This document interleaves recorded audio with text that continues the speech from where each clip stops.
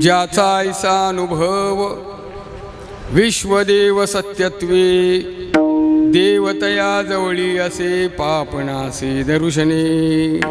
श्रीमंत श्री जगद्गुरु तुकोबाराय सेवेसाठी घेतलेल्या या अभंगातून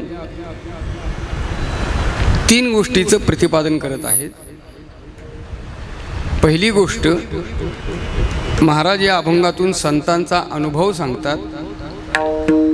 दुसरी गोष्ट, संतांचा आणि देवाचा अन्योन्य असणारा अभेद्य अशा प्रकारचा संबंध प्रतिपादन करतात. आणि तिसरी गोष्ट, अशा संतांचा काही लक्षणेनं निर्देश महाराज या अभंगातून करतात. विठ्ठल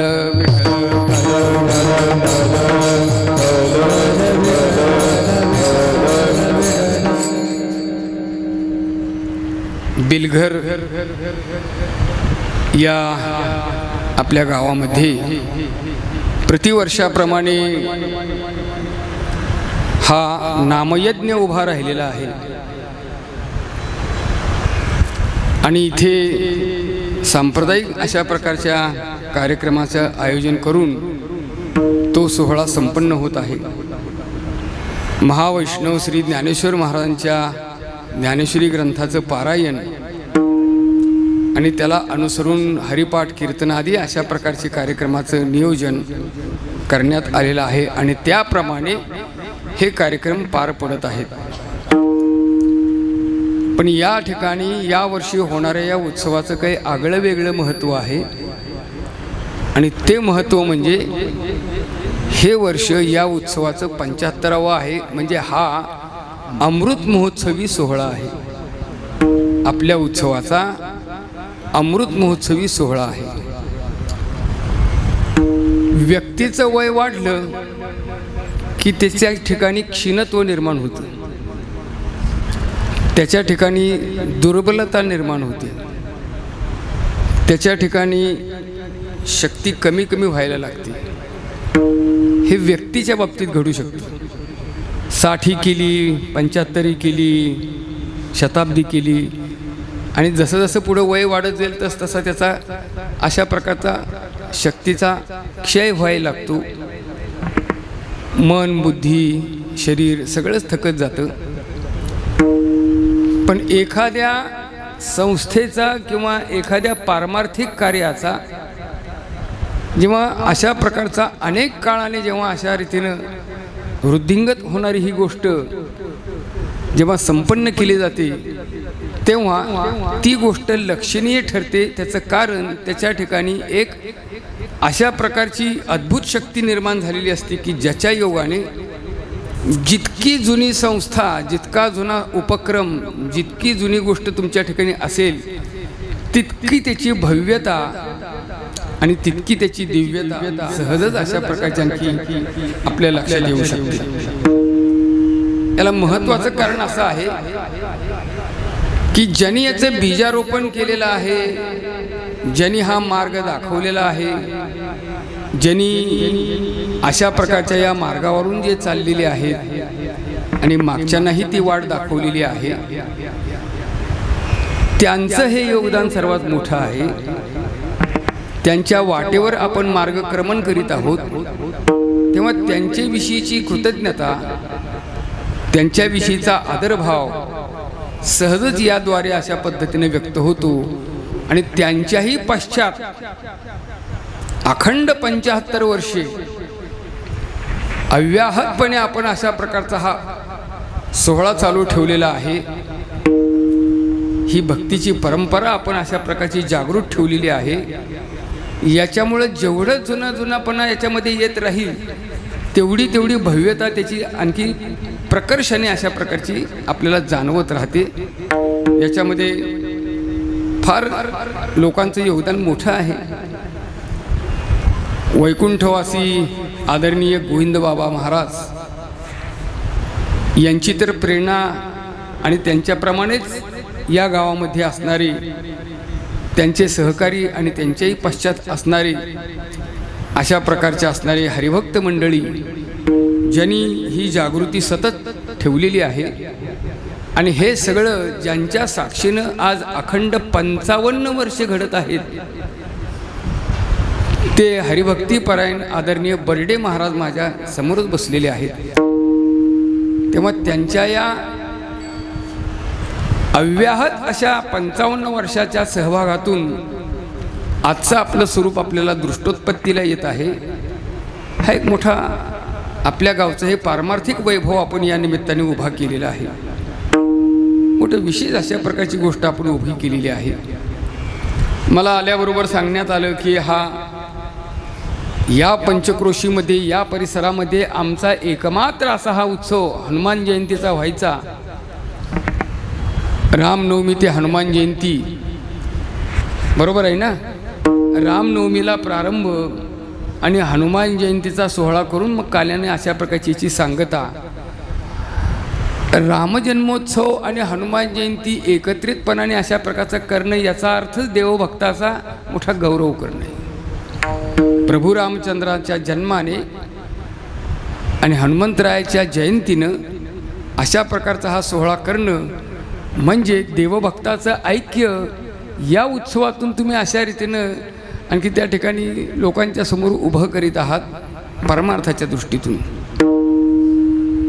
म्हणून या उत्सवाला या वर्षीचं काही वेगळं महत्त्व आहे आणि विशेषत्वाने आपण तो संपन्न करत आहात.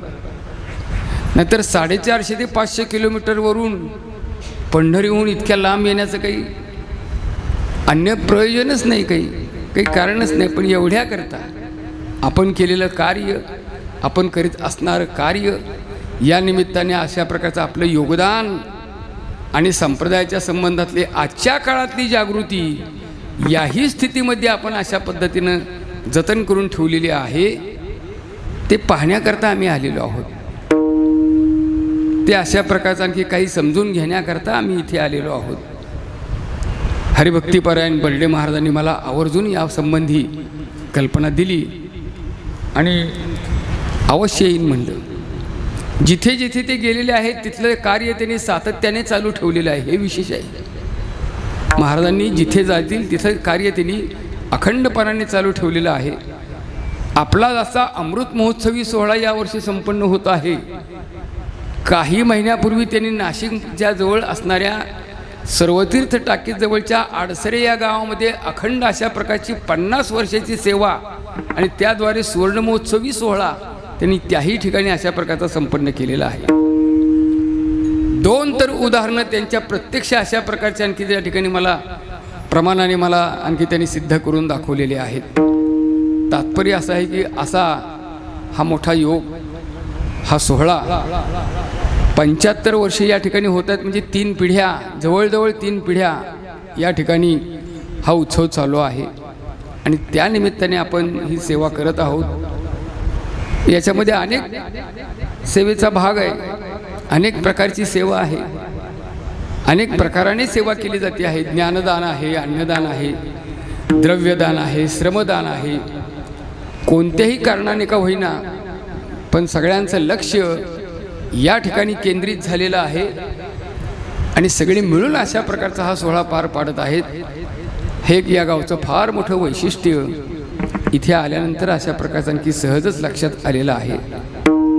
तेव्हा आम्हालाही या अमृत महोत्सवी वर्षाच्या निमित्ताने इथे येऊन हनुमंतरायाची सेवा काही प्रमाणात का होईना पण संतांच्या अक्षरातून करण्याचं भाग्य प्राप्त होतं आहे, हेही विशेषच म्हणावं लागेल. तेव्हा आपल्या नियोजित वेळेमध्ये या अभंगाचा थोडक्यात विचार करून आपली सेवा हनुमंतरायाच्या चरणी आपल्याला समर्पित करायची आहे. विठ्ठल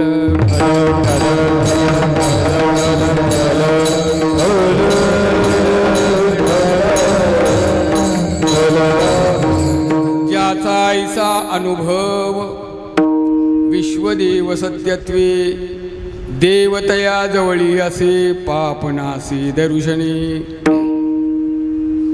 संतांचा अनुभव महाराज या अभंगातून सांगतात. संतांचा अनुभव काय अनुभव आहे? विश्वदेव सत्यत्वे,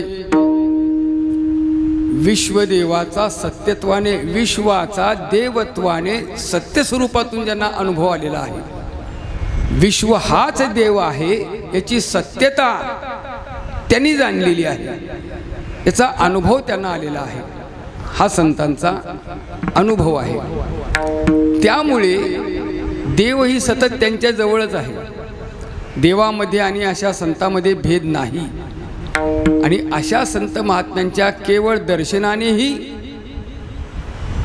पातकाचा नाश होतो, दर्शनाने पाप नाहीसं होतं. आणि अशा संतांची काही लक्षणं सांगत असताना महाराज म्हणतात की अशा महात्म्यांच्या जवळ कामक्रोधाला प्रवेश नाही. भूतमात्रांच्या ठिकाणी ज्यांची समत्वबुद्धी झालेली असते, ज्यांच्या ठिकाणचे भेद नाहीसे झालेले असतात, ज्यांच्या ठिकाणी वाद संपुष्टात आलेले असतात, अशा अंतर्बाह्य लक्षणाने असणारे हे संत महात्मे या जगतामध्ये अवतीर्ण होऊन जगाला याचा निर्वाळा देतात की विश्वदेवाने अनुभव त्यांनी कशा पद्धतीनं सत्यत्वाने घेतलेला आहे. हा संतांचा अनुभव महाराज या अभंगातून सांगतात. ज्याचा ऐसा अनुभव संतांचा अनुभव आहे, भगवत भक्ताचा अनुभव आहे. पण कोणत्या भक्ताचा आहे? विश्वाचा भगवत रूपाने जो अनुभव आलेला आहे तो कोणत्या संताला आलेला आहे, कोणत्या भक्ताला आलेला आहे? भगवंतांनी भक्ताचे 4 प्रकार अर्जुनाला सांगितलेले आहेत. चतुर्विधा भजन्ते माम जना सुकृतिनोर्जुन आर्त जिज्ञासुरार्थार्थी ज्ञानी च भरतर्षभ. आर्तुतो आरतीचे निव्याजे जिज्ञासुतो जाणावयाची लागी भजे. तिजे निजेने इच्छिजे अर्थसिद्धी मग चौथियाची आठाई. काहीची करणे नाही म्हणून भक्तु एकोपाही ज्ञानिया तोची. ज्ञानी भक्त असा आहे की देवाला जाणतो पण देवाला जाणूनही देवाची पुन्हा भक्तीच करत असतो. यथार्थपणाने देवाचं स्वरूप त्याने जाणलेलं आहे आणि जाणूनही पुन्हा अशा प्रकारच्या की देवाची भक्तीच करतो. त्यामुळे देवापासून तो भिन्न नाही, पण देवाची भक्ती करण्याकरता अभिन्नत्व भक्तरूपाने तो प्रगट झालेला असतो. अशा प्रकारे असा तो ज्ञानी भक्त आहे, त्याचा हा अनुभव आहे. संतांचा अनुभव भगवत रूप आहे आणि संतांचा अनुभव जगच भगवत रूप अशा प्रकारच्या स्वरूपातून झालेला आहे. अशा प्रकारे त्यांच्या ठिकाणी देशकाल वस्तू परिच्छेद शून्य अशा प्रकारच्या स्थितीमध्ये त्यांचा अनुभव कालातीत झालेला आहे. त्यांचा अनुभव अशा प्रकारचा आणखी त्या ठिकाणी सर्वतोमुखी झालेला आहे. याचं कारण असं आहे की जग जितके व्यापक आहे तितके संतही तितकेच व्यापक झाले. परमात्मा तत्व जितकं व्यापक आहे तितकेच तेही अशा प्रकारचे व्यापक झालेले आहेत. किंबहुना जग म्हणजेच परमात्म्याचं स्वरूप आहे हे ज्यांनी जाणलं, हे जाणलं अशा प्रकारे त्यांच्या दृष्टीनं प्रपंच हा नाहीच. न झाला प्रपंच आहे परब्रह्म. न झाला प्रपंच आहे परब्रह्म. झाला प्रपंच आहे परब्रह्म. न झाला प्रपंच आहे परब्रह्म. न झाला प्रपंच आहे परब्रह्म. न झाला प्रपंच आहे परब्रह्म. न झाला प्रपंच आहे परब्रह्म. न झाला प्रपंच आहे परब्रह्म. अहं सोहं ब्रह्म आकळले. अहं सोहं ब्रह्म आकळले. तेने अंजन गुणे सृष्टी झाली. तेने अंजन गुणे दिव्य दृष्टी झाली.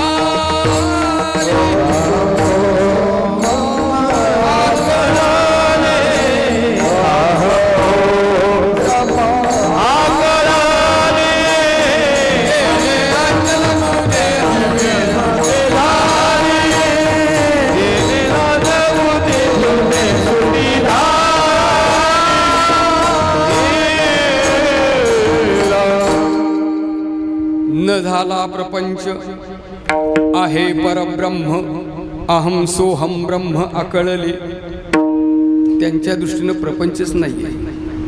मग प्रपंच नाही तर काय आहे? प्रपंच हाच परमात्मा स्वरूपाने त्यांच्या पुढे उभा राहिलेला आहे.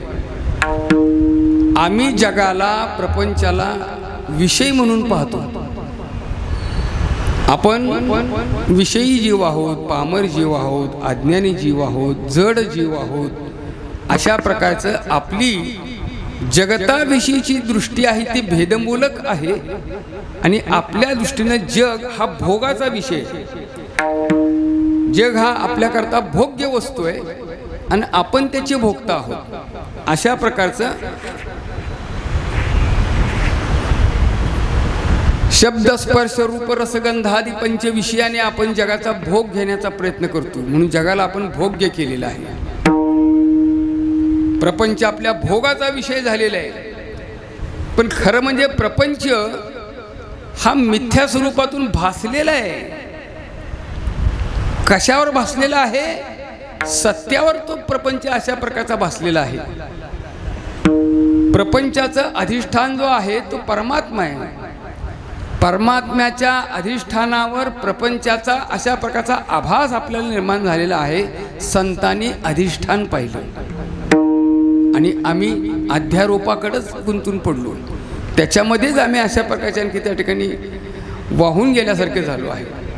त्यामुळं प्रपंच आम्हाला खरा वाटतो, खरा दिसतो, त्याला भोगवस्तू मानलेली आहे. संतांनी ते मानलेलं नाही. का मानलेलं नाही?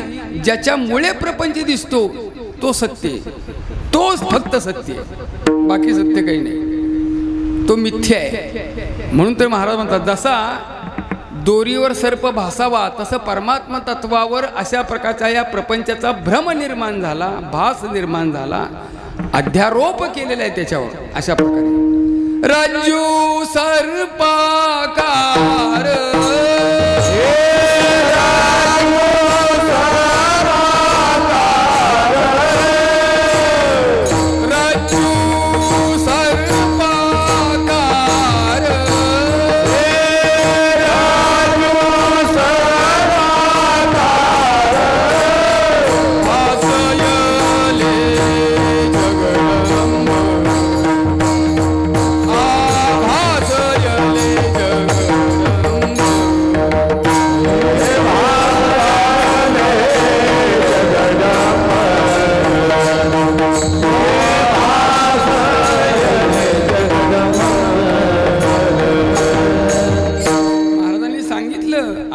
जग कसं भासलं?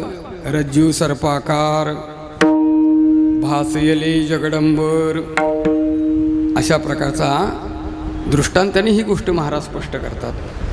मग परमात्मा तत्व कसं आहे? तो जगाला व्यापून राहिलेला आहे. हा जगच त्याच्यामुळे झालं, जगामध्ये तो राहिलेला आहे आणि शेवटी जग त्याच्यामध्ये अशा प्रकारचा आणखी जाणार आहे, त्याच्यामध्येच लय पावणार आहे.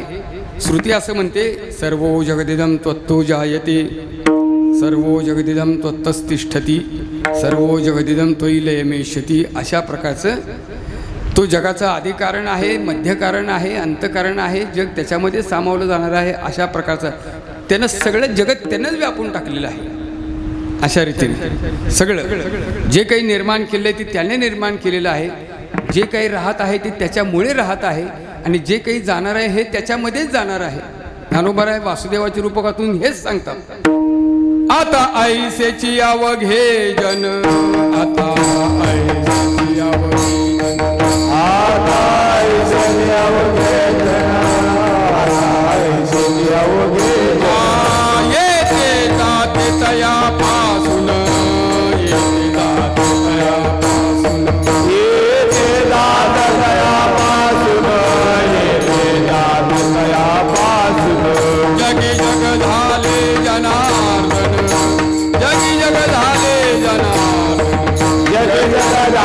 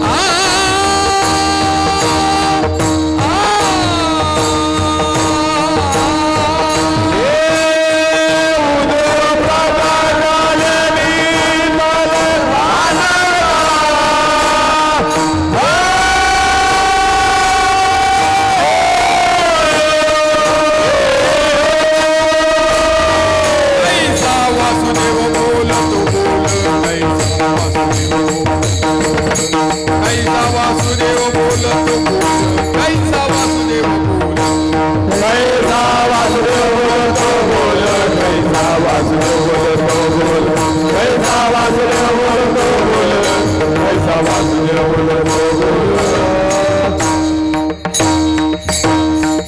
आता ऐसेची अवघे जन येते जाते तयापासून जगत त्याच्यापासून आलेलं आहे, जगत त्याच्यामुळे आलेलं आहे, जगतामध्ये तो आहे, जगत त्याच्यामध्ये सामावलं जाणार आहे. जी गोष्ट ज्ञानोबराय सांगतात तीच गोष्ट तुकोबराय सांगतात.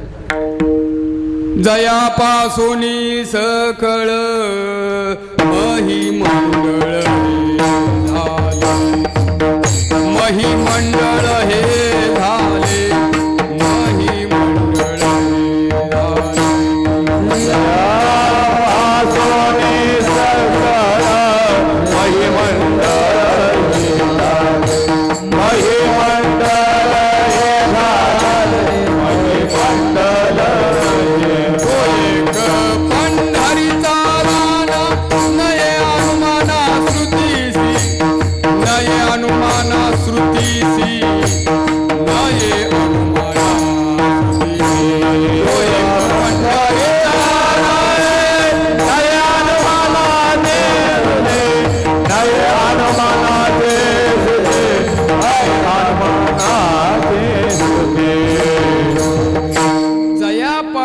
सकळ महिमंडळ हे झाले, तो एक पंढरीचा राणा नये अनुमाना श्रुतीसी.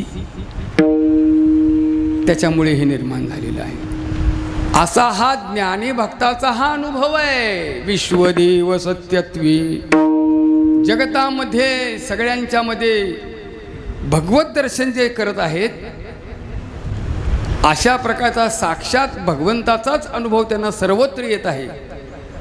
10व्यामध्ये भगवान अशा भक्ताचं वर्णन करताना असं म्हणतात, अहम सर्वस्य प्रभवो मत्तः सर्वं प्रवर्तते इति मत्वा भजन्ते मां बुधा भाव समन्विताः.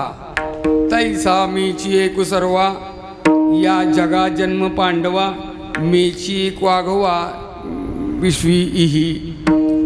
जैसे कल्लोळ माळा अनेगा जन्मजळीची पैगा तैसा मी वाचुनी जगा आश्रयो नाही. ऐसिया अशा प्रकारचे ऐसे निजे निज ज्ञानी खेळत सुखे त्रिभुवनी जगद्रूपामणी साठवणी माते जे जे भेटी जे भूत ते ते मानी जे भगवंत.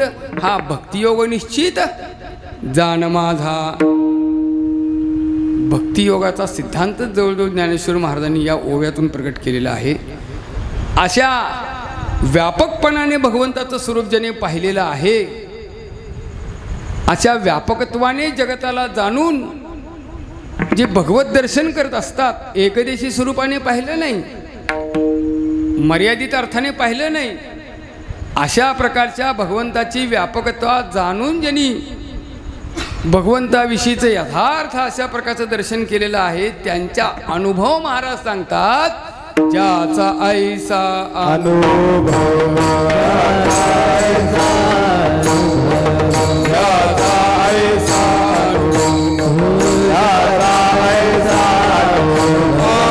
विश्वदेव सत्यत्वे विश्वदेव सत्यत्वे विश्वदेव सत्यत्वे विश्वदेव सत्यत्वे विश्वदेव सत्यत्वे. परमार्थामध्ये अनुभव महत्वाचा आहे. याच्याही पुढे तुम्हाला सांगू का, परमार्थ नुसता बोलण्याचा विषय नाही, ऐकण्याचा विषय नाही, पाहण्याचा विषय नाही, वाचण्याचा विषय नाही. परमार्थ हा केवळ अनुभवण्याचा विषय. अनुभव अशा प्रकारे याच्या संबंधी महाराज म्हणतात, हा अनुभव नुसताच तोंडी सांगून उपयोग नाही. स्वतः अनुभव घेतला तर दुसऱ्याला सांगण्यात काही त्याच्यामध्ये अर्थ आहे. मांडे पुऱ्या मुखे सांगो जाणे मात, तोंडी लाळ हात चोळी रीती. बस. श्रीमंताच्या घरी लग्न होतं, आणि उत्कृष्ट अशा प्रकारची पक्वान्न केलेली होती. एक जण सांगत आला, काय सांगावं तुम्हाला, काय तिथला बेत होता म्हणली, किती पदार्थ होती, किती गुजराती पक्वान्न काय, बंगाली पक्वान्न काय, अशा प्रकारचे सगळे रसगुल्ले काय, चमचम काय, लच्छेदार अशा प्रकारचे असणारे अशा रीतीने मिठाई काय, बासुंदी काय, सगळे वर्णन, इतका तो वर्णन करून सांगतो. शेजारी होता, तू खाऊन आलास का, तू पाहिले का पदार्थ कसे ते सगळं स्वतः अनुभव घेऊन तू अशा प्रकारचा चाखून आलास का पदार्थ. नाही म्हणला, मी नाही खाल्ले. मग खाल्ले नाही तर मग कशाला सांगतोस नुसतं, नाही पाहिलं म्हणला मी फक्त तिथं, हे असं सगळं होतं म्हणून. मांडे पुऱ्या मुखे सांगो जाणे मात, तोंडी लाळ हात चोळी रीते, असा हा प्रकार आहे. किंवा महाराज दुसरा दृष्टांत असा देतात की अमृताची गोडी पुढीला सांगसी, आपण उपवासी मरोनिया. अमृताचा महिमा, अमृताचं महात्म्य हे दुसऱ्याला सांगतो आणि स्वतः उपवाशीच आहे, त्याला काहीच त्याच्याबद्दलचं ज्ञान नाही, माहिती नाही, अनुभव नाही. अशा प्रकारे अनुभव शून्य परमार्थ, काहीच उपयोगाचं नाही. मग तुम्ही शब्दज्ञानाने कितीही मोठे असा, कर्मकांडाने तुम्ही कितीही अशा प्रकारचं आणखी लोकांना भुलवून टाकत असाल, जोपर्यंत अनुभव नाही तोपर्यंत अशा प्रकारचा काही उपयोग नाही. संत त्यांचा अनुभव जगापुढे मांडतात. अनुभवे आले अंगा, अनुभव आले अंगा, अनुभव आले अंगा, आते या जगाते तसे, या जगाते तसे, या जगाते तसे, या जगाते तसे, या जगाते तसे, या जगाते तसे. तुका म्हणे जैसा ओतला से ठसा, अनुभव सरिसा मुखा आला. संतांचा अनुभव फार महत्त्वाचा आहे, तो त्यांनी आपल्यापुढे मांडला. परमार्थातला हा अनुभव आहे, तो प्रापंचिकाला, संसारिकांना, साधकांना, मुमुक्षला मार्गदर्शक अनुभव आहे. योग्य दिशा अशा प्रकारचा देणारा तो अनुभव आहे. त्यांच्या अनुभवाच्या आधारे आपलं जीवन आपण अशा प्रकारचं कृतार्थ करू शकतो. त्यांचं अनुभवाचं एवढं मोठं सामर्थ्य. आपल्या अनुभवाला काही अर्थ नाही. का अर्थ नाही? आपले अनुभव एकतर परिच्छिन्न आहेत. अशा प्रकारची आपल्या अनुभवाच्या ठिकाणी परिच्छिन्नता आहे. मग ही परिच्छिन्नता देश परिच्छिन्न आहे, काल परिच्छिन्न आहे, वस्तू परिच्छिन्नता आहे. संतांचे अनुभव कालातीत आहेत, वस्तुतीत आहेत, देशातीत आहेत. देशकाल वस्तू परिच्छेद शून्यता त्यांच्या अनुभवामध्ये आहे. आमचे अनुभव संकुचित आहेत, आमचे अनुभव मर्यादित आहेत, आमचे अनुभव सापेक्ष आहेत, आमचे अनुभव व्यक्तिनिष्ठ स्वरूपातले. व्यवहारातले माणसाचे प्रपंचातले अनुभव, एकाचा अनुभव दुसऱ्याला नाही येत, दुसऱ्याचा अनुभव त्याला येत नाही, याचा त्याला नाही. पण इतकंही असून एकच विषय याला सुखाचा वाटतो आणि त्याला दुःखाचा वाटतो. एकच विषय. व्यवहारामध्ये अशा गोष्टी आहेत बरं का. डायबिटीज झालेलं आहे, मग मगाच्या पंक्तीला जिलेबीचा बेत होता, मगाच्या पंक्तीला जिलेबीचा बेत होता. आता मला तर काही खाताच येत नाही, म्हणजे मलाच शुगर असल्यामुळं मी म्हणलं मला नका वाढू, मी काही ते खाऊ शकत नाही. का? ज्यांना डायबिटीस नाही त्यांच्याकरता तो आनंदाचा विषय आहे, आणि ज्याला डायबिटीस आहे त्याला मात्र तो दुःखाचा विषय आहे. एकच पदार्थ. व्यवहारामध्ये, प्रपंचामध्ये एकच विषय, एकाला सुखाचा आणि दुसऱ्याला दुःखाचा आहे. अशा प्रकारची व्यक्तिसापेक्षता या अनुभवामध्ये असते. व्यवहारातले अनुभव कालपरिच्छिन्न असतात. व्यवहारातले अनुभव आज जेवढे सुखाचे वाटतात तेवढे काल नव्हते. कालचे जे अनुभव सुखाचे वाटत होते ते आज नाही. आज जे दुःखाचे वाटतात ते उद्या सुखाचे असू शकतात. अशा प्रकारे काल बदलला की अनुभवाचा सुखदुःखाचं स्वरूप बदललं, तोच अनुभव सुखदुःखाचा ठरतो. सरळ अगदी साधी गोष्ट आहे. उन्हाळ्याचे दिवस आहेत, उन्हाळ्याचे दिवस आहेत आणि मग आता गरम होतं, खूप उष्णता खूप आहे. फॅन लावा, कूलर लावा, अशा प्रकारचं थंड पाहिजे, थंड पाहिजे. हे उन्हाळ्यात ठीक आहे. आणि थंडीच्या दिवसामध्ये हे चालणार नाही. बरं, थंडीच्या दिवसामध्ये ज्याचं सुख प्राप्त होत होतं त्या वस्तू आता दुःखाला कारणीभूत आहे. थंडीच्या दिवसामध्ये खूप थंडी वाजते म्हणून मग रजाई पांघरून माणूस घोंगडी पांघरतो, रजाई पांघरतो. आता रजाई पांघरतील का? आता घोंगडी पांघरून झोपतील का? गुदमरून जातील ना. का? कालपरिच्छिन्नता आहे. अनुभवामध्ये अशा प्रकारचा काळाने भेद केलेला आहे, देशाने भेद केला. इथं जो अनुभव आहे तो तिकडं नाही, तिकडचा अनुभव इथं नाही, असा देशपरिच्छिन्नता त्याच्यामध्ये आहे. याला जो अनुभव आहे तो त्याला नाही, त्याला आहे तो याला नाही, अशी वस्तू परिच्छिन्नता आहे. आणि आमचे सगळेच अनुभव काही सुखाचे असतात असं नाही, काही अनुभव आमचे दुःखाचे असतात, ते न सांगण्यासारखेच असतात. काही प्रपंचातले अनुभव हे सांगण्यासारखे नाहीत. परीक्षेत पहिला नंबर आला, आनंदाची गोष्ट आहे. मुलगा झाला, आनंदाची गोष्ट आहे. लग्न झालं, आनंदाचा भाग आहे. हे ठीक आहे. पण काही अनुभव असे असतात की 4 माणसात सांगता येत नाहीत आणि सांगू पण नाही. कल्पना करा, क्लार्क आहे आणि साहेबांनी केबिनमध्ये बोलावून घेतलं. बाकीचे तिचे सहकारी बाहेर काम करतच होते आपापल्या टेबलवर, पण याला मात्र साहेबांनी शिपायाकडून बोलावून घेतलं आणि साहेब भडकले त्याच्यावर. असं कसं काम करता तुम्ही? एवढी साधी गोष्ट करता येत नाही तुम्हाला? एवढ्या चुका करून ठेवल्या तुमच्या कामामध्ये. तुम्ही पगार घेताय ना, तुम्हाला सगळे हे मिळतंय ना. फाड फाड फाड फाड बोलले. जा म्हणले, आता हे काम पूर्ण झाल्याशिवाय तुम्ही घरी जायचं नाही. हे काम पूर्ण करूनच तुम्हाला अशा प्रकारचं परवानगी. ह्या सगळा हिशोब लागला पाहिजे, हे सगळं काम झालं पाहिजे, हे सगळं तयार झालं पाहिजे, ही फाईल पूर्ण झाली पाहिजे. बोलले साहेब, बोलले बोलले बोलले, खूप रागावले, खूप रागावले, अगदी बिन पाण्यानं. मग आले बाहेर. बाहेर आल्यानंतर बाकीचे जे सगळे सहकारी टेबलावर बसलेले होते त्यांना उत्सुकता होती, याला एकट्यालाच साहेबांनी आतमध्ये केबिनमध्ये बोलावलं.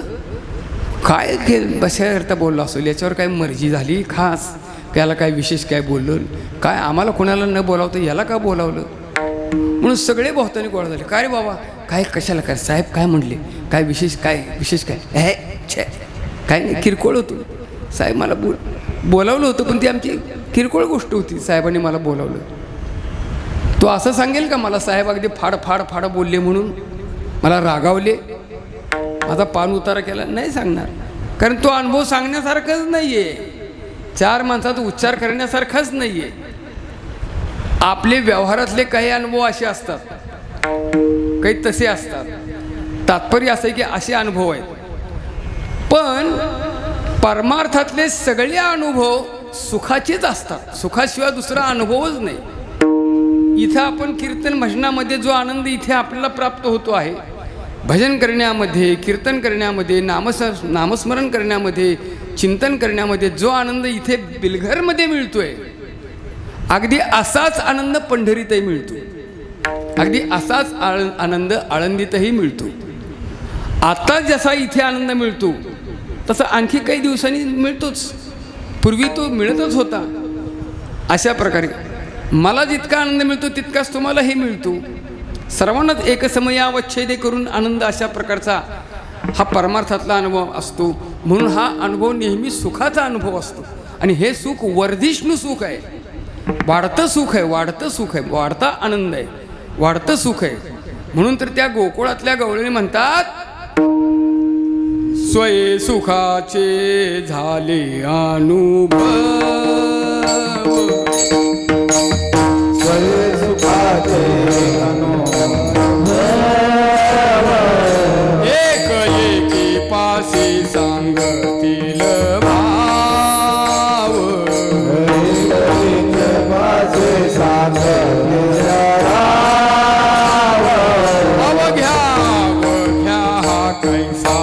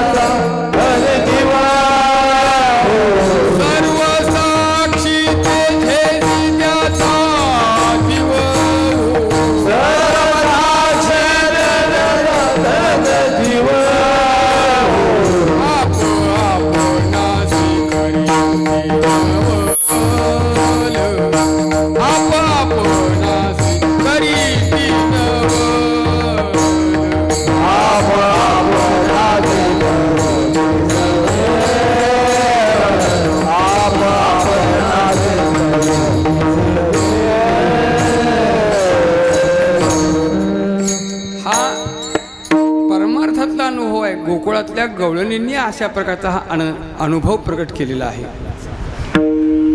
निळोबरांची गवळण आहे आणि त्या गवळणी एकमेकींना आपला अनुभव सांगतात. स्वये सुखाचे झाले अनुभव, एक एकीपासी सांगतील भाव, अवघ्या अवघ्या हा कैसा नवला व सर्व साक्षी तेथेची त्याचा जीव. म्हणून परमार्थातला येणारा अनुभव आणि त्यातून मिळणाऱ्या सुखाला साक्षात्कार म्हटला जातो बरं का. महाराज म्हणतात तो भाग्यशाली अनुभव असतो, भाग्यानेच तो अनुभव प्राप्त होतो. हा गे माझा अनुभव भक्तिभाव भाग्याचा, भक्तिभाव भाग्याचा, भक्तिभाव भाग्याचा. हा गे माझा अनुभव भक्तिभाव भाग्याचा, भक्तिभाव भाग्याचा, भक्तिभाव भाग्याचा. अशा पद्धतीनं मग संतांचा अनुभव अशा व्यापकपणाने आलेला आहे की जग हे त्यांना जग वाटतच नाही, जग दिसतच नाही. देशकाल वस्तू मावळला भेद, अशा प्रकारे सगळा भेदच त्यांच्यातला नाहीसा झालेला असतो आणि एक परमात्मा तत्व सगळ्या ठिकाणी पाहतात. भूतमात्रांच्या ठिकाणी एका परमात्म्याशिवाय दुसरं काही त्यांना दिसतच नाही. आमचा एकदेशी भाव आहे. संतांचा व्यापकत्वाने अशा प्रकारचा प्रकट झालेला तो भाव आहे. भूती भगवत भाव मात्रा सहित जीव, अद्वैती तो ठाव निरंजनी एकला. अशा जाणीवेतून भगवत दर्शन संत महात्मे करत असतात. त्यामुळे देव त्यांच्या जवळ आहे, देव त्यांच्यामध्ये आहे, किंबहुना ते देवाचंच स्वरूप असतं. असे जे संत महात्मे असतात ना, ते भगवंताचं स्वरूप यथार्थपणाने असतात. स्वतः भगवान सांगतात आत्मज्ञाने चोखडी संत माझी रूपडी. अशा प्रकारे आत्मज्ञानाने ब्रह्मसाक्षात्काराने संपन्न असणारे, आत्मसाक्षात्काराने परिपूर्ण असणारे हे महात्मे म्हणजे प्रत्यक्ष माझं रूप असतं. नाथ महाराज तर याच्याही पुढे सांगतात की प्रतिमा माझ्या अचेतन व्यक्ती, संत सचेतन माझ्या व्यक्ती, त्यांची केली या भगवत भक्ती ते मद यथार्थ पावती. देवाच्या प्रतिमा तरी निदान अचेतन स्वरूपातले आहेत, मूर्ती प्रतिमा, पण संत हे देवाचीच रूपं असतात. ते चालते बोलते असतात, भगवंताचं स्वरूप असतात, ते चालते बोलते असतात. तेव्हा अशा संतांच्या आणि देवामध्ये भेद राहत नाही. देवते संत, देवते संत, देवते संत, देवते संत, देवते संत, देवते संत, देवते संत, देवते संत, देवते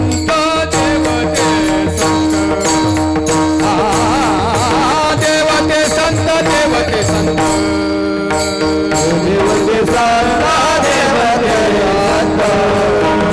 देवते निमित्त त्या प्रतिमा, निमित्त त्या प्रतिमा,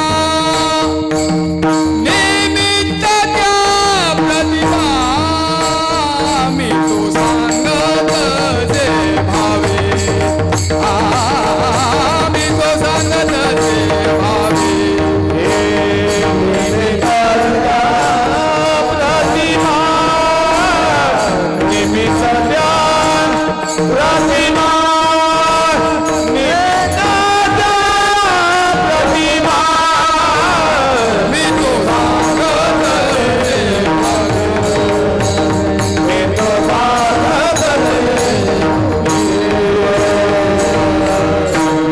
देवते संत, देवते संत, निमित्त त्या प्रतिमा. भेद जर असेल तर फक्त उपाधीचा भेद, उपाधीचा भेद आहे, प्रतिमेचा भेद आहे. स्वरूपाने विचार केला तर देव आणि भक्तामध्ये, देव आणि संतामध्ये भेद नाही. देवतया जवळी असे, अशा प्रकारे. मग अशा भगवत भक्तांचं दर्शन झालं तर महाराज त्याची फलश्रुती सांगतात. काय होतं या संतांच्या दर्शनाने? पाप नासे दर्शनी, संतांच्या दर्शनाने पाप जातं. या अभंगामध्ये महाराज म्हणतात संतांच्या दर्शनाने पाप जातं. आणखी एका ठिकाणी म्हणतात की संतांच्या नावानेच पाप जातं. तुका म्हणे पापे जाती संतांची आसवे, जाती संतांची आसवे, जाती संतांची आसवे. तुका म्हणे पापे, जाती संतांची आसवे, जाती संतांची आसवे, जाती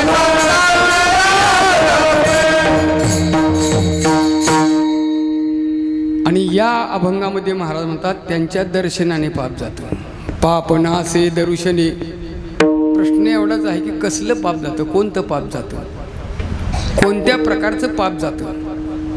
परमार्थामध्ये स्वतःच्या देहाविषयीचं ममत्व ठेवणं, आसक्ती ठेवणं आणि देहबुद्धीमध्ये राहणं हेच मोठं पाप मानलेलं आहे. अशा प्रकारे मी देह आणि माझं अशा जाणीवेतून परमार्थ जर केला तर ते पापस्वरूप मानलं गेलेलं आहे. पापस्वरूप. मग संतांच्या दर्शनाने हे पाप जातं. याचा अर्थ स्वतःच्या देहबुद्धीचा निराश होतो, स्वतःच्या देहासक्तीचा अशा प्रकारचा आणखी त्या ठिकाणी बंधन नाहीच होतं, नष्ट होतं. भिद्यते हृदय ग्रंथी छिद्यन्ते सर्व संशया. सगळं काही नष्ट होऊन जातं. हे पाप जातं, हे पाप जातं. संतांच्या दर्शनातून पाप जातं म्हणजे आपल्या देहबुद्धीचा निराश होतो आणि देहाचा निराश झाल्याशिवाय अशा प्रकारची भगवंताच्या व्यापकत्वाची प्रतीती येऊ शकत नाही. देहाच्या निरसने पाविजे या ठाया, देहाच्या निरसने पाविजे या ठाया, देहाच्या निरसने पाविजे या ठाया, देहाच्या निरसने पाविजे या ठाया. माझी ऐसी काया जवन हे, माझी ऐसे काया जवन हे, माझी ऐसी काया जवन हे, माझी ऐसे काया जवन हे.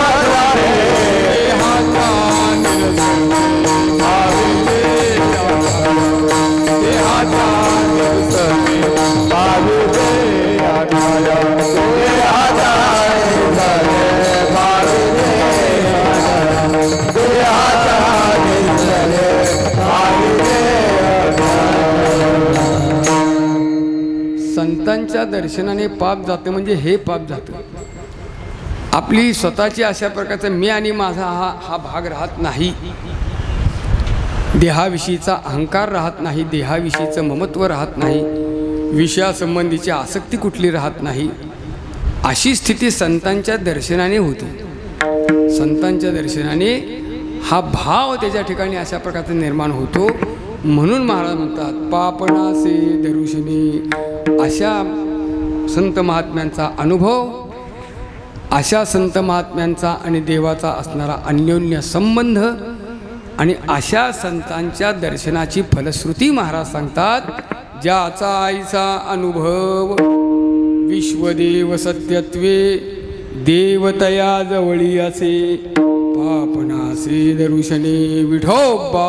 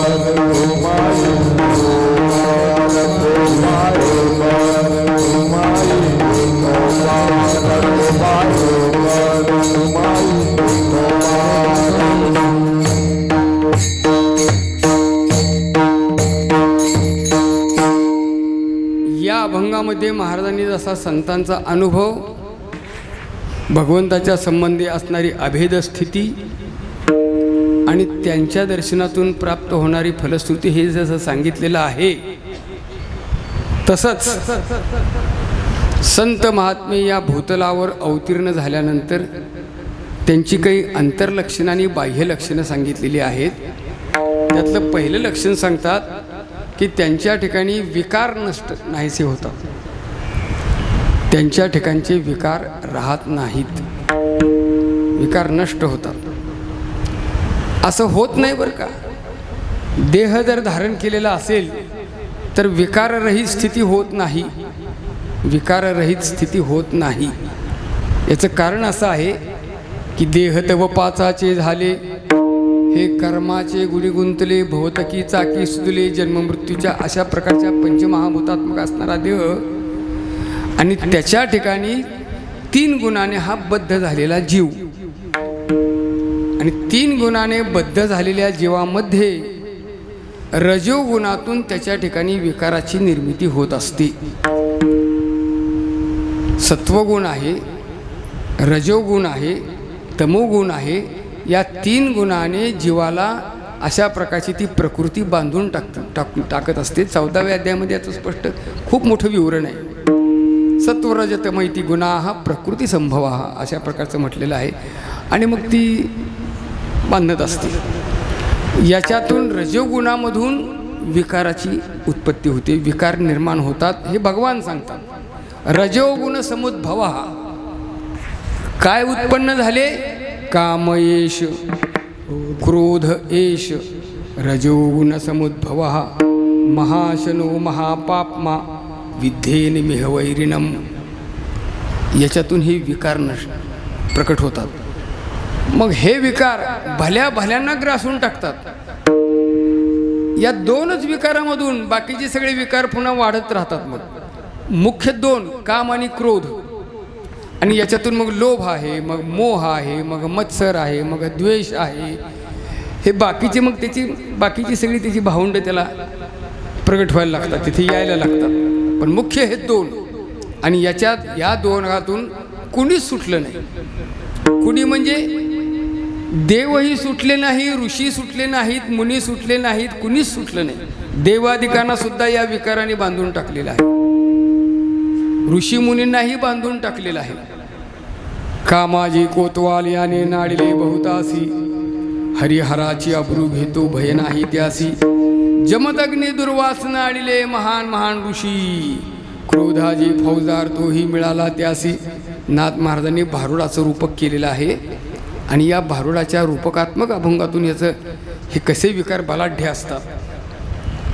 2 मुख्य विकार आहेत, काम आणि क्रोध.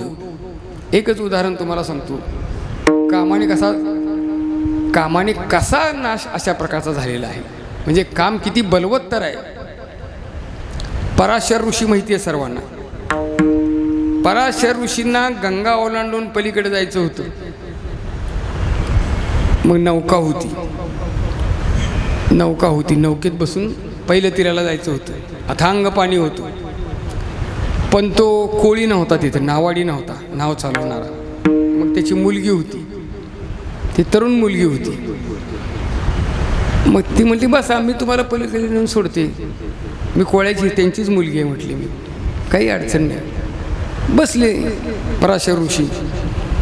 ती मुलगी नाव चालवायला लागली, नाव निघाली.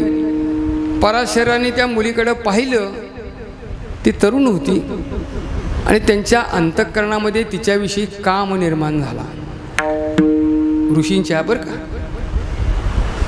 आणि मग लगेच तिने आपली इच्छा बोलून दाखवली त्या कोळ्याच्या मुलीला. ऋषी म्हणू लागले, माझी इच्छा अशी आहे की तुझा भोग मला घ्यावा असं वाटतं. तिनं तोंडाला हात लावला. अहो मुली, तुम्ही ऋषी आहे, कितीतरी वयानं माझ्यापेक्षा ज्येष्ठ आहात, मी सामान्य कोळ्याची मुलगी, आणि खुशाल असं विचारताय म्हणताय. हो हो हो बरोबर आहे तू म्हणतेस ती, पण माझी इच्छा झाली, काय करावं. ती मुली, पण तुम्ही आता सर्वज्ञ आहात, तुम्ही जाणते आहात, धर्म जाणणारे आहात, शास्त्र जाणणारे आहात, हा दिवसा हा प्रकार दिवस आहे स्वच्छ अशा प्रकारचा. ऋषी म्हणली दिवस आहे, आत्ता रात्र करतो म्हणली. तिने अंधारच करून टाकला. आता काय अडचण आहे का म्हटली, तुझ्या म्हणण्याप्रमाणे मी दिवस नष्ट केला आणि रात्र केली. अहो पण म्हणली मी अशी कोळ्याची मुलगी गलिच्छ आहे म्हणली, मी माझ्या अंगाला दुर्गंधी येते म्हणली, सतत अशा प्रकारचे आम्ही पाण्यामध्ये असणारे काय म्हणले माझ्या ठिकाणी, तुला मी आत्ता सुगंधित करतो म्हणली. ऋषीने आपल्या तपस्सामर्थ्याने तिच्या ठिकाणी अशा प्रकारचं कायापालनच करून टाकला, तिला सुगंधितच केलं, तिच्या अंगातून सुगंध येऊ लागला. मग काय हरकत आहे का म्हणली, आता काय तुझी अडचण,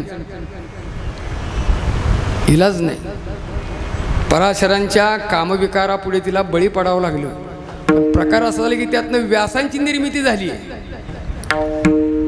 व्यास महर्षी त्याच्यातून जन्माला आलेले आहेत की ज्या व्यासांच्या बाबतीत व्यासोच्छिष्टम जगत सर्वम असं म्हटलं जातं. अशा प्रकारे म्हणून पराशर ऋषींचे सुपुत्र व्यास म्हणून त्यांचं नाव पाराशर असं आहे. लक्षात घ्या, पराशरांचे सुपुत्र म्हणून. मला हे का सांगावं लागलं तुम्हाला, काम हा विकार इतका बलवत्तर आहे की कुणालाही तो सोडू शकत नाही. फक्त अपवाद संत महात्मे आहेत. संतांच्या पुढे कामाने आणि क्रोधाने केव्हा शरणागती पत्करली. महाराज तर आता सगळ्या संतांची चरित्र याला साक्षी आहेत. मी प्रत्येकाचं चरित्र सांगत बसत नाही, पण तुम्ही संतांची चरित्र पहा. महाराजांच्या ठिकाणी भंडाऱ्या डोंगरावर एकांतवासामध्ये, भामचंद्र डोंगरावर एकांतवासामध्ये भगवत चिंतन करत असताना, तुकोबराय जात असताना दुष्ट कोटाळ लोकांनी एक स्त्री त्यांच्याकडे पाठवली. त्यावेळेला महाराजांनी तिला सांगून टाकलं, बाई तू कशाला आली इथे, अशा प्रकारे तू आम्हाला परावया नारी माऊली समान, रखुमाई समान, अशा प्रकारे सांगितलं, तू नको येऊस इथं. तात्पर्य असं आहे की असा काम विकार त्याने जिंकलेला आहे, क्रोध विकार जिंकलेला आहे. नाथ महाराजांचं कथा सांगितली जाते. पैठण क्षेत्रातले संत एकनाथ महाराज, क्रोधावर त्यांनी कसा विजय प्राप्त केलेला आहे. खूप नाथ महाराजांना कधी रागच येत नव्हता, राग हा विषयच नसायचा कधीच.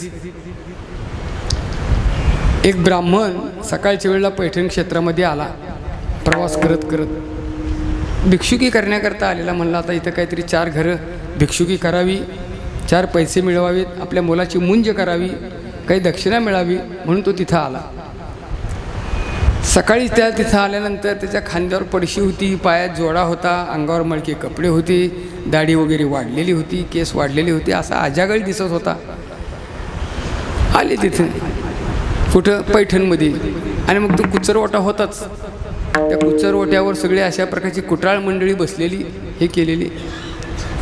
त्यांनी पाहिलं ही गावात नवीनच कोणीतरी आलेलं आहे. म्हणले का हो भटजी बुवा, काय नाही म्हटले, आलो आहे पैठणमध्ये. म्हणजे काय काम आहे? काही नाही, माझ्या मुलाची मला मुंज करायची आहे आणि मला आता काही भिक्षुकी करून काही दक्षिणा दान धर्म मिळून अशा रीतीने काही दक्षिणेच्या रूपात काही पैसे मिळवावेत म्हणून इथं आलो. किती पैसे पाहिजेत तुम्हाला? काही नाही म्हणले, 300 रुपये जरी मिळाले तरी माझ्या मुलाचं मुंजे अशा प्रकारचं मी करू शकेल. तर ठीक आहे, आम्ही तुम्हाला 400 रुपये देतो, पण आमचं एक काम करा. असं कोणतं यांचं काम आहे बुवा, ते 400 रुपयात मी करायचं आणि ती मीच करायचं, असं माझ्याकडून कोणतं काम होण्यासारखं आहे? तू म्हणले कोणतं काम करायचं? काही नाही, इथं जवळच नाथांचा वाडा आहे आणि त्यांच्या घरात आता जायचं, सकाळची वेळ आहे. त्यांना राग आणायचा, त्यांना राग येईल असं वर्तन करायचं, असं वागायचं. आणि मग राग आणला, ते रागावले की आम्ही तुम्हाला ठरल्याप्रमाणे 400 रुपये देऊ. तुम्हाला यात काय विशेष आहे? म्हणजे राग माणसाला सहज चालता चालता धक्का दिला तरी राग येतो. इष्टीत बसल्यानंतर एखादा पुढच्या खिडकीतला मनुष्य थुंकला आणि मागच्याच्या अंगावर जर त्याचे तुषार जरी उडले तरी मग हातघाईवर प्रसंग येतो. हे सगळ्याला काही सांगायची गरज नाही. राग यायला काही फारसं वेगळं निमित्त लागत नाही, राग यायला काही फार कारण लागत नाही. आत्ता आणतो राग म्हणला, गेला. नाथांचा वाडा दाखवला आहे सगळ्यांनी. हा इथं समोर नाथांचा वाडा आहे, समोर देवघर आहे. आज सकाळची वेळे नाथ महाराज पूजा करत बसलेले आहेत. जा, त्यांना राग आणा. हा भटजी अशा प्रकारचा पायातल्या जोड्या सगळं घरामध्ये गेला आणि थेट देवघरात जाऊन नाथांच्या मांडीवरच जाऊन बसला एकदम. आता ते मळके कपडे गलिच्छ झालेलं, ती पडशी खांद्यावर तशीच, पायात जोडे तसेच, आणि नाथ महाराज सोहळ्यात देवपूजा करतायत, सोहळ्यात देवपूजा करतायत. आणि आला तसा मांडीवर बसला. राग येणं आता साहजिक गोष्ट आहे की नाही, कुणालाही राग आलाच असता, केवढा राग आला असता, पण नाथ महाराजांना रागच आला नाही. या बसा, पण सांभाळून बसा म्हणले, माझी पूजा चालू आहे. म्हणजे एका मांडीवर त्यांना बसवलं आणि तशा अवस्थेत नाथ महाराजांनी राहिलेली पूजा उरकली आपली. भटजी बुवा आता आपली पूजा झालेली आहे, देवाला नैवेद्य आता दाखवला की आपल्याला जेवायलाच बसायचं म्हणले. जेवण करू म्हणले, बसा माझ्या पंक्तीला. स्नान वगैरे, हो हो म्हणले, स्नान करूनच आलो म्हणले, मी ज्ञानगंगे नहालो. स्नान केलं. बर, गिरजाबाईंना सांगितलं 2 पाठ मांड. आज आपल्याकडे अतिथी आलेले आहेत. गिरजाबाईने 2 पाठ मांडले. एकावर भटजीबुवा बसले, नाथ महाराज बसले. जेवायला गिरजाबाईंना अशा प्रकारची पानं केलेली आहेत, त्या वाढत आहेत. खाली वाकून पानामध्ये मग सगळे पदार्थ जेवणाचे वाढत असताना यानं पहिला प्रयत्न तर राग आणण्याचा फुकट गेला म्हणले. आता आणखी एकदा प्रयत्न करावा म्हणला. म्हणून त्यानं काय केलं, गिरजाबाई वाढत होत्या पानात पदार्थ, काही खाली वाकून काही पदार्थ वाढण्याचं असं काम चाललेलं होतं. हा ताड दिशी उठला आणि एकदम त्यांच्या पाठीवरच जाऊन बसला. पाठकुळी असं पाठीवर बसला. पाठीवर बसल्याबरोबर त्या एकदम खाली आणखी जरा वाकल्या, पण दुसऱ्या हाताने त्याला धरलं. नाथ महाराजांना राग आला का? नाही. नाथ महाराज म्हणले, सांभाळ बरं का, भटजीबा पडतील तुझ्या पाठीवरनं, ते तुझ्या पाठीवर बसलेले आहेत. ती म्हणली, मी बरं पडू देईन त्यांना, मला भारी पंडिताला पाठीवर वागवायची सवय आहे म्हणली, मी नाही त्यांना पडू देणार. अशा प्रकारे मग मात्र त्या भिक्षुकाच्या डोळ्यातून पाणी यायला लागलं. नाथांना दंडवत घातला, रडायला लागला तो. महाराज चुकलं म्हणला माझं, तुम्हाला राग यावा ह्याकरता मी या सगळ्या गोष्टी केलेल्या आहेत, पण तुम्ही काही रागावत नाही, तुम्ही काही बोललाही नाही, कशा करता बाबा एवढं तू केलंस? मला तरी राग आणायचं काही कारण? तुम्हाला काही नाही, मला 400 रुपये मिळणार होते. अरे मग तुला 400 रुपये मिळणार होते आणि 400 रुपये पाहिजे आहेत तरी मला आधीच सांगायचं की नाही, मी तुला तेव्हाच देऊन टाकले असते. हे बाकीचं एवढं करण्याची तुला गरजही पडली नसती. राग, क्रोध, रागावर विजय मिळवलेला आहे, कामावर विजय मिळवलेला आहे, विकारावर विजय मिळवलेला आहे. अशा प्रकारे त्या ठिकाणी कामक्रोधा नाही चाली, कामक्रोध केव्हाच बाजूला फेकून दिलेत. कामक्रोध बंदी खाली,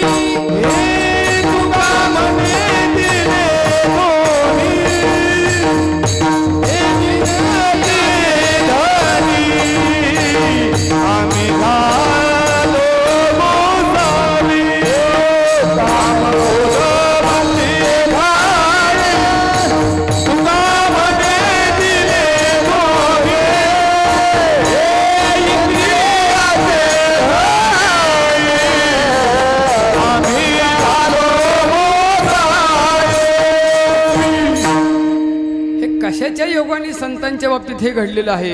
हे विकारच त्यांचे संपून गेलेले आहेत, नष्ट झाले आहेत. का? कारण संपूर्ण अशा प्रकारच्या अंतःकरणामध्ये काया वाचा मनेनं, काया वाचा मने झाला विष्णुदास, काम क्रोध त्यास बाधितना. अशा प्रकारच्या तुका म्हणे देह भरिला विठ्ठली, तुका म्हणे देह भरिला विठ्ठली, तुका म्हणे देह भरिला विठ्ठली, तुका म्हणे देह भरिला विठ्ठली. काम क्रोध केले घरी ते, काम क्रोध केले घरी, काम क्रोध केले घरी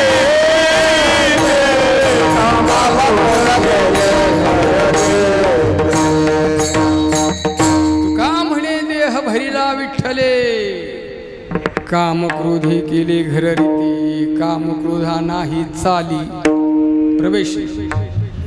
चाली नाही याचा अर्थ काय, तिथं प्रवेश नाही, शिरकाव नाही त्यांना या विकारांना. भूती झाली समता, भूतमात्रांच्या ठिकाणी समत्व बुद्धी आहे. भगवंतांनी एकच श्लोक त्याबद्दल सांगितलेला आहे. विद्या विनय संपन्ने ब्राह्मणे गवी हस्तिनी शुनिचैव शोपाकेच पंडिता समदर्शिना. बस अशा प्रकारच्या सर्व भूतमात्रांच्या ठिकाणी समत्व बुद्धी ज्यांची असते, असं हे संत महात्म्यांचं हे आचरण असतं. तिसरं लक्षण महाराज सांगतात, भेद त्यांचे नष्ट झालेले असतात. भेद कोणते? शास्त्रामध्ये 3 भेद प्रामुख्याने सांगितलेले. स्वगत, सजातीय आणि विजातीय 3 भेद आहेत. स्वगत, सजातीय, विजातीय भेदरहित सच्चिदानंद स्वरूप अशा प्रकारचे स्वरूप ते संत महात्मे बनलेले असतात. विजातीय भेद मी देह म्हणणे, सजातीय भेद मी जीवपणे, स्वगत भेद मी ब्रह्मस्फुरणे, हे तिन्ही नेणे परमात्मा. नाथ महाराज म्हणतात अशा प्रकारे स्वगत भेदही नाही, सजातीय भेदही नाही, विजातीय भेदही नाही. स्वगत भेद म्हणजे त्याच्या अंतर्गत असणारा जो भेद तो स्वगत भेद आहे. जसं झाड आणि झाडाला फांद्या, पानं, फळं वगैरे हे जे भेद आहेत झाडाचेच, एकाच झाडाचे, ते त्याचे स्वगत भेद आहे. झाड आहे, दुसरंही झाड आहे, पण हे लिंबाचं झाड आहे, हे आंब्याचं झाड आहे. अशा प्रकारच्या 2 झाडातला जो भेद आहे तो सजातीय भेद आहे. आणि झाड आहे आणि झाडाच्या खाली बुडख्याजवळ फार मोठी शिळा पडलेली आहे. या भानगडीत तुम्ही पडू नका. तार्किकाचा टाका संग, पांडुरंग स्मराहू, नका शोधू मतांतरे, नुमगे खरे बुडाल. अशा प्रकारे महाराज अनेक ठिकाणी ही गोष्ट सांगतात. शास्त्रामधलं भांडण, त्याच्यामध्ये असणारे वाद, याचं कारण हेच आहे. तुम्ही संतांच्याकडे जा, बाकी विषयच नाही. अशा प्रकारे संतांच्याकडे जा. शास्त्राचे भांडण तपतीर्थाटन, पूर्वीच भ्रमण यादसाठी संत पाय हे सेवावे, तरीच तरावे तुका म्हणे. या अर्थाने महाराज सांगतात, तुका म्हणे भेदाभेद गेला वाद खंडोनी. भक्तिशास्त्रामध्ये सुद्धा नारदांचं सूत्र आहे, वादो नावलंब्या. वादात पडू नका, वाद करू नका. अशा प्रकारे एक भगवत तत्व अशा प्रकारचं जाणून घ्या आणि ते संतांच्याकडून जाणून घ्या.